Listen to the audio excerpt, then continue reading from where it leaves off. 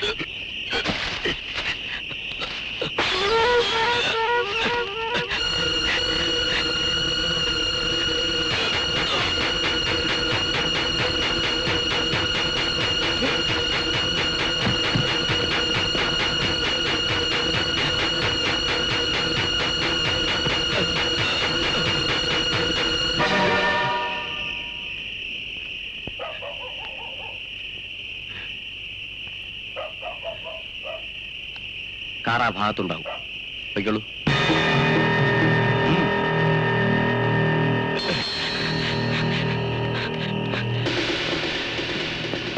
അവിടെ ഞാൻ കണ്ടില്ല സാർ. രക്ഷപ്പെട്ടെന്നാ തോന്നുന്നേ.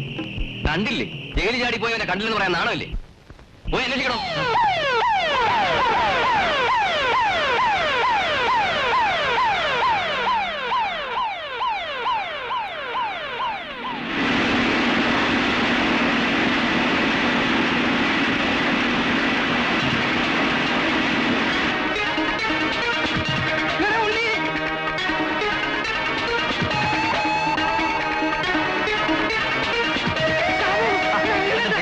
കാര്യം പറ. നിർത്ത്. ആ പോലീസുകാരൻ പിന്നെ വല്ലതും പറഞ്ഞ് പറ്റിച്ചാണ്. അതല്ല, കാസർഗോഡ് ജയിലിൽ ആടിയത്.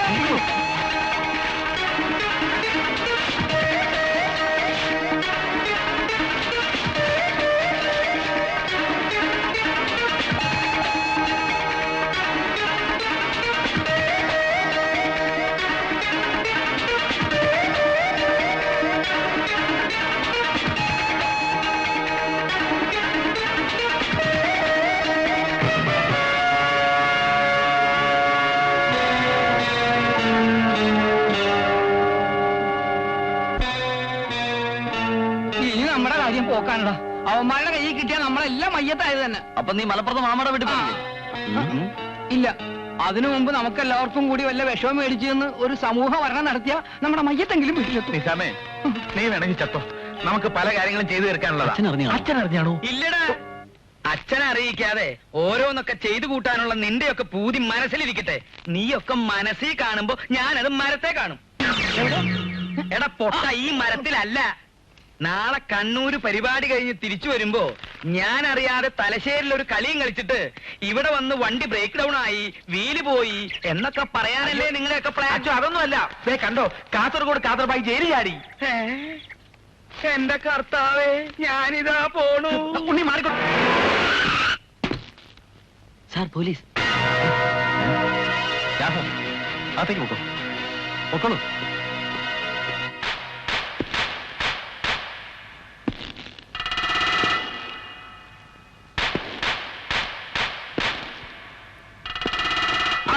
ഇത് ഞമ്മളാണ്. പാപ്പ എന്താ ഈ വേഷത്തില്? ഇപ്പൊ മയ്യത്തായല്ലോ. എന്താടാ ഞമ്മളെ ഈ കുപ്പായത്തിൽ കണ്ടിട്ട് നിനക്ക് പിടിക്കുന്നില്ലേ? പോലീസ് എന്ന് പറഞ്ഞപ്പോ ഞാൻ പേടിച്ചു പോയി.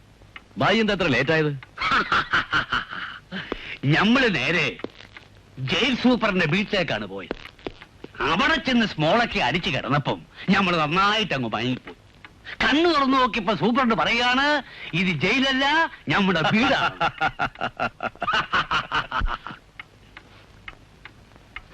ഈ കുപ്പായം അങ്ങ് കൊടുത്തേനെ. പാവം പോലീസുകാരൻ ഡ്യൂട്ടിക്ക് പോകാൻ കുപ്പായമില്ലാതെ കാത്തിരിക്കുക. എന്തോ ഒരു നാറ്റം. അയ്യേ.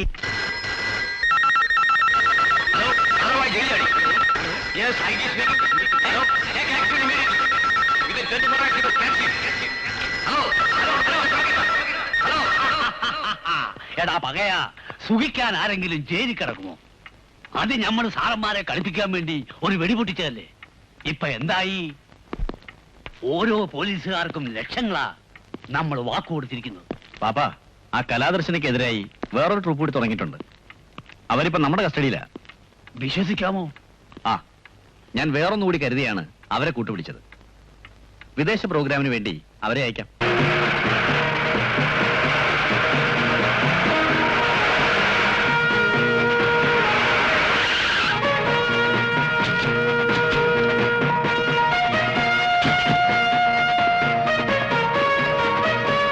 കലാദർശനയുടെ എല്ലാ ഡീറ്റെയിൽസും ആ ഗിമ്മിയിൽ നിന്നും കാപ്പിയും കളക്കിയിട്ടു.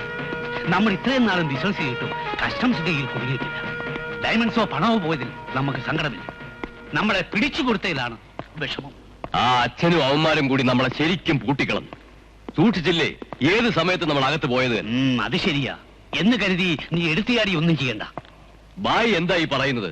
ജയിലിൽ ചാടി വന്നത് നമ്മളിങ്ങനെ ഇവിടെ ഒളിച്ചിരിക്കാനാണോ? എടാ മുക്കേ, ഈ കാതർബായി ഒളിച്ചിരിക്കുമെന്ന് നീ വിചാരിക്കുന്നുണ്ടോ? അവന്മാരെ പൂട്ടാനുള്ള എല്ലാ വഴികളും നമ്മൾ കണ്ടുപിടിച്ചിട്ടുണ്ട്. ഞാൻ വന്നത് മിമിക്സിന്റെ ഒരു ഗൾഫ് പ്രോഗ്രാം ബുക്ക് ചെയ്യാനാണ്. പഠിപ്പിക്കുന്ന ഒരു പ്രോഗ്രാമാണ്. അതുകൊണ്ട് അടുത്ത 15-ാം തീയതി തന്നെ പുറപ്പെടണം. ഓ, അതിന് ഇനി അധികം ദിവസമൊന്നുമില്ലല്ലോ. അതിനു മുമ്പ് വിസയൊക്കെ കിട്ടുവോ? അതെല്ലാം ഞങ്ങളുടെ കമ്പനി റെഡിയാക്കിക്കൊള്ളും. പിന്നെ ബോംബെ വരയ്ക്കും കപ്പലിൽ. അതെന്താ, ബോംബെ വരെ തീവണ്ടിയും ബസ്സൊന്നും ഓടുന്നില്ലേ? അതല്ല, ഞങ്ങളുടെ കമ്പനി വക ഒരു ഷിപ്പ് ബോംബെക്ക് പോകുന്നുണ്ട്. അപ്പൊ അതിൽ എല്ലാരും കൂടിയുള്ള യാത്ര സുഖകരമായിരിക്കല്ലോ എന്ന് ഓർത്താ. വിരോധമില്ല, പറഞ്ഞെന്നേ ഉള്ളൂ. അപ്പൊ അച്ഛൻ പ്രോഗ്രാമിന്റെ ടേംസ് ആൻഡ് കണ്ടീഷൻസ് പറഞ്ഞ ഞാനിപ്പോ അഡ്വാൻസ് തരാം. അതൊക്കെ ഞാനൊന്ന് കാൽക്കുലേറ്റ് ചെയ്യട്ടെ. മമ്മൂട്ടി പറഞ്ഞതുപോലെ ഞാൻ അവിടെ തന്നെ ഉണ്ടാവും. സന്ധ്യയോട് പേടിക്കണ്ടെന്ന് പറഞ്ഞേക്കും. എന്നാ വെക്കട്ടെ. പിന്നെ വളരെ ഉപകാരം കേട്ടോ. എന്താടാ? സന്ധ്യയുടെ ആന്റി നമ്മൾ ഉദ്ദേശിക്കുന്ന പോലെയൊന്നുമല്ല. ആരും അറിയാതെ സന്ധ്യ എന്റെ അടുത്ത് എത്തിക്കാമെന്ന് അവരെന്നോട് പറഞ്ഞു. ഇനി ആ തടിയന്മാരെ കൊണ്ട് നിന്നെ തല്ലിക്കാനുള്ള വല്ല പരിപാടിയായിരിക്കും. അല്ല, അവർ വളരെ സീരിയസ് ആയിട്ടാ പറഞ്ഞത്. ബാംഗ്ലൂർക്ക് കൊണ്ടുപോകുന്നതിന് മുമ്പ് സന്ധ്യ എന്റെ അടുത്ത് എത്തിക്കാമെന്ന് അവർ ഉറപ്പ് പറഞ്ഞിരിക്കുക. ഉറപ്പാണോ? ഉറപ്പാ. വാ.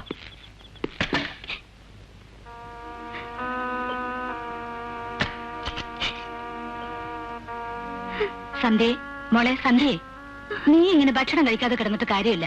എഴുന്നേക്ക്, ഞാനൊന്ന് പറയട്ടെ.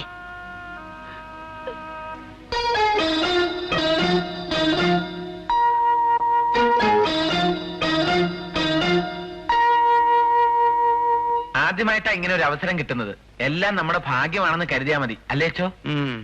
പെട്ടെന്ന് ഞാൻ ഈ പ്രോഗ്രാം പിടിച്ചതിന്റെ ഉദ്ദേശം എന്താണെന്ന് നിങ്ങൾക്കറിയോ? അറിയാം, അച്ഛന് കാശ് കിട്ടാൻ. അല്ലടാ മണ്ട, നീയൊക്കെ ചാകാതിരിക്കാൻ. ആ കാദർബായി പുറത്തിറങ്ങിയിരിക്കുക. 10-20 ദിവസം ഇവിടെ നിന്ന് മാറി നിൽക്കാൻ കർത്താവ് കാണിച്ചു തന്നൊരു വഴിയായത്. നമ്മൾ തിരിച്ചെത്തുന്നതിനകം കാദർബായിയെ പോലീസുകാർ പിടിച്ചോളൂ. അല്ലച്ചോ, നമുക്കൊന്നുകൂടെ ആലോചിച്ചിട്ട് തീരുമാനിച്ചാ പോരെ? ഇതൊക്കെ എന്താ ആലോചിക്കാൻ? എന്ത് പറഞ്ഞാലും അവന് ആലോചന. കുറച്ചു ദിവസം ഇങ്ങനെ മനസ്സമാധാനമായിട്ട് നമുക്ക് എവിടെയെങ്കിലും പോയി കഴിച്ചൂടെ? അല്പം ആലോചിച്ചുണ്ട്, എന്താ കുഴപ്പം? അതെ, ആലോചിച്ചാൽ എന്താണ് കുഴപ്പം? ഏതാ എന്ത് കാര്യം തീരുമാനിക്കുകയും സ്വല്പമൊക്കെ ആലോചിച്ചിട്ട് വേണമെന്ന് എത്ര തവണ നിന്നോട് പറഞ്ഞിട്ടുണ്ടാ? ഇതിനൊക്കെ ഞാൻ നിനക്ക് സ്പെഷ്യൽ ക്ലാസ് എടുക്കണോ? എനിക്കിതിനുള്ള നിർത്തി. അതൊക്കെ പോട്ടെ, ഞാനൊരു കാര്യം പറഞ്ഞാൽ നിങ്ങൾക്ക് ഷോക്കാവോ? ആവോ അച്ചോ? എന്നാലും സാരില്ല, ഞാൻ ഒരു കാര്യം തീരുമാനിച്ചു. വന്നേ, ഞാനും നിങ്ങളോടൊപ്പം ദുബായിക്ക് വരുന്നു.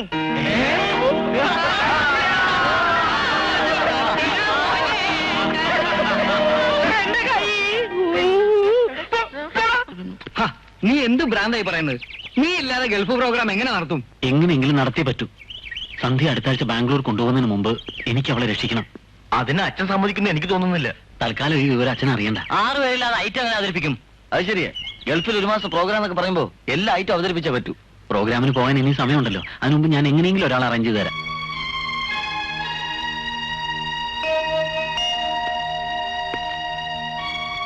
നീ എന്തോന്നും മിണ്ടാത്തത്? നിന്നെ തനിച്ചാക്കിയിട്ട് പോകേണ്ടി വരുമല്ലോ എന്ന് ഓർക്കുമ്പോഴാ എനിക്ക് പ്രയാസം. സന്ധ്യയുടെ ആൾക്കാര് എന്തും ചെയ്യാൻ മടിക്കാത്തവരാ. സാബു, നീ ഒരു വാക്ക് പറഞ്ഞാൽ മതി, നമുക്ക് പ്രോഗ്രാം ക്യാൻസൽ ചെയ്യാൻ ഇനി സമയമുണ്ട്. ശരിയാ. അയ്യോ, അത് വേണ്ട. നമ്മുടെ ട്രൂപ്പിന് ആദ്യമായിട്ട് ഗൾഫിൽ പോകാൻ കിട്ടുന്ന ഒരു ചാൻസ് അല്ലേ, അത് നഷ്ടപ്പെടുത്തണ്ട. അങ്ങനെ പറഞ്ഞ എന്നാ ശരി. പിന്നെ എന്ത് കാര്യവും ലതയോടുകൂടി പറഞ്ഞിട്ട് വേണം ചെയ്യാൻ. നിനക്ക് എന്തെങ്കിലും പ്രശ്നങ്ങൾ ഉണ്ടാകുകയാണെങ്കിൽ ഞങ്ങളെ അറിയിക്കാൻ എളുപ്പമുണ്ടല്ലോ. അച്ഛനെ പറഞ്ഞ് സമ്മതിപ്പിക്കുന്ന കാര്യം ഞങ്ങൾ ഏറ്റു. ഞാൻ പറയുന്നു, ഈ പെയിന്റിംഗ് ഒക്കെ വളരെ ബോറായിട്ട് അച്ചോ. എന്താടോ? ഒന്നുമില്ല അച്ചോ. ഒന്നുമില്ലേ പോടോ. നിങ്ങൾ ദുബായി പോകുമ്പോ എന്നെയും കൂടി കൊണ്ടുപോവോ? എന്തിനാ? ഈ അറബികളിൽ നിന്ന് പറഞ്ഞു കേട്ടിട്ടേ ഉള്ളൂ. ചാവുന്നതിന് മുമ്പ് ഒന്ന് നേരിട്ട് കാണണച്ചോ. താൻ്റെ അമ്മയ്ക്ക് അറബിയെ കാണണം, അത്രയല്ലേ ഉള്ളൂ. മതിയച്ചോ. മരിക്കുന്നതിന് മുമ്പ് താണ്ടമ്മ ചേച്ചിട്ട് ഒരു ആഗ്രഹമല്ല അച്ചോ, അതങ്ങ് സഹായിച്ചു കൊടുക്കച്ചോ. ആ നോക്കാം. ഓ മമ്മൂട്ടി, ഓ, നീ മരിച്ചാൽ നിനക്ക് സ്വർഗത്തിൽ പോകുന്നതാണോ നരകത്തിൽ പോകുന്നതാണോ ഇഷ്ടം? എനിക്ക് നരകത്തിൽ പോകുന്നതാണോ അച്ഛോ ഇഷ്ടം. അതെന്താടാ മമ്മൂട്ടി? അവിടെ ആവുമ്പോ അച്ഛനും കൂടി ഉണ്ടാവുമല്ലോ. ഏ?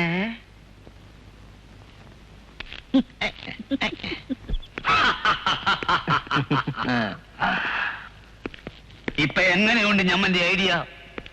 അവന്മാരുടെ അവസാനത്തെ പ്രോഗ്രാം. അച്ഛനും കൂട്ടരും 15-ാം തീയതി രാവിലെ 10 മണിക്ക് ജെട്ടിയിലെത്തും. ഷിപ്പ് പുറംകടലിലാണ് കിടക്കുന്നതെന്ന് വേണം അവരോട് പറയാൻ. ജെട്ടിയിൽ നിന്നും ബോട്ടിൽ ഷിപ്പിനടുത്തെത്താൻ 1 മണിക്കൂർ എടുക്കും. ഒരു 45 മിനിറ്റ് ടൈം അഡ്ജസ്റ്റ് ചെയ്ത് വെച്ചാൽ എല്ലാം ക്ലീൻ ആയിരിക്കും. ഒരു പൊട്ടിത്തെറി, ഒരുത്തിന്റെ പൊടി പോലും കാണില്ല. കാസിം, എന്താ പാപ്പ? ബോട്ടെല്ലാം അറേഞ്ച് ചെയ്തിട്ടുണ്ടോ? എല്ലാം അറേഞ്ച് ചെയ്തിട്ടുണ്ട്. പിന്നൊരു കാര്യം, ഇങ്ങനൊരു പൊട്ടിത്തെറിയുടെ കാര്യം ഒരു കാരണവശാലും ബോട്ടിലെ ജീവനക്കാർ അറിയരുത്. അത് ശരിയാ.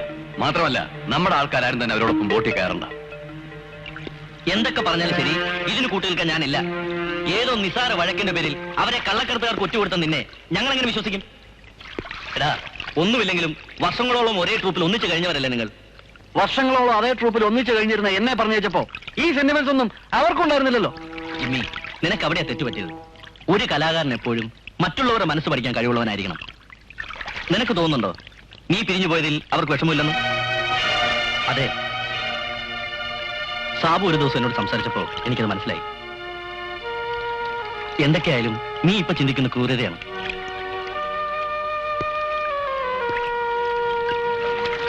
അത് കേട്ടപ്പോ എനിക്ക് വേദനിച്ചില്ല എന്ന് നിനക്ക് തോന്നുന്നുണ്ടോ? ഇത്രയ്ക്ക് വലിയൊരു ക്രൂരത ഇവർ ചെയ്യുന്നുള്ള കാര്യം എനിക്കറിയില്ലായിരുന്നടാ. എന്നാ എങ്ങനെയെങ്കിലും നമുക്ക് അവരെ രക്ഷിക്കണം.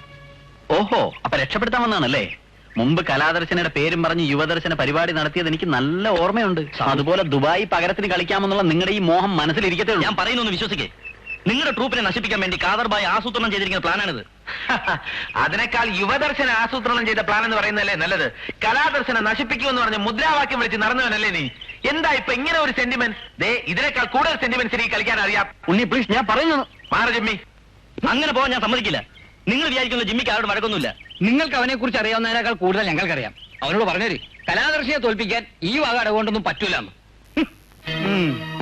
എന്റെ ദൈവമേ, ഇനി എങ്ങനെ ഇവരെ പറഞ്ഞു വിശ്വസിപ്പിക്കുക?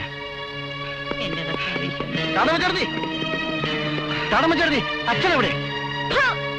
ഇനി അച്ഛന്റെ കാര്യോട് മിണ്ടി പോവരുത്. എന്നെ പറഞ്ഞു വഞ്ചിച്ച ദുഷ്ടനാണ്. ഞാൻ 100 വട്ടം പറഞ്ഞതാ ഈ വയസ്സാം കാലത്ത് വേണ്ടച്ചോ വേണ്ടച്ചോന്ന്. അപ്പൊ എന്നോട് പറയാ, എന്റെ താണ്ടമ്മേ ഇതിന് പ്രായം വല്ലതും ഉണ്ടോന്നും. അത് കേട്ടപ്പോ പെണ്ണിന്റെ മനസ്സല്ലേ കുഞ്ഞുങ്ങളെ ആടിപ്പോയി. പിന്നെ ഞാനും കരുതി അച്ഛന്റെ ആഗ്രഹമല്ലേ നടക്കട്ടെ എന്ന്. ഇനി ഞാൻ നാട്ടുകാരെ മുഖത്ത് എങ്ങനെ നോക്കും എന്റെ പിതാവേ? അച്ഛൻ എന്ത് ചെയ്യുന്ന ചേട്ടത്തി പറയുന്നത്? ഇനി കൂടുതൽ എന്ത് ചെയ്യാൻ? എന്നെ ദുബായി കാണിക്കാന്നും പറഞ്ഞ് മോഹിപ്പിച്ച് എന്നെ പെരുവഴിയിലാക്കിയിട്ട് എല്ലാവരും കടന്നു കളഞ്ഞില്ലേ? ഒരുപാട് നേരമായോ? പിന്നെ ഞാൻ വരുന്നതിന് മുമ്പേ പോയി.